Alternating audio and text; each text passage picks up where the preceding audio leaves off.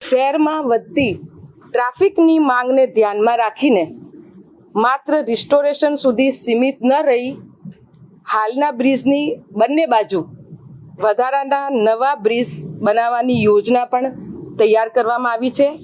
આ સમગ્ર પ્રોજેક્ટ માટે અંદાજિત ખર્ચ ₹250 કરોડ રાખવામાં આવ્યો છે અને કામગીરી EPC મોડ હેઠળ અમલમાં મૂકવામાં આવશે. સુભાષ બ્રિજનું રિસ્ટોરેશન સાથે સાથે જે નવા બે લેન જે છે એને આડ કરવામાં આવશે.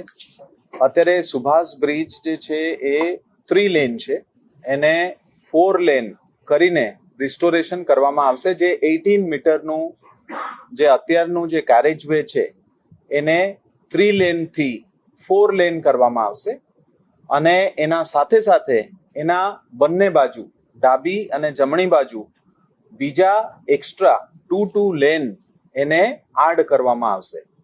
આપણા પાસે આ એક ચેલેન્જ પડકાર તરીકે આવ્યા હતા.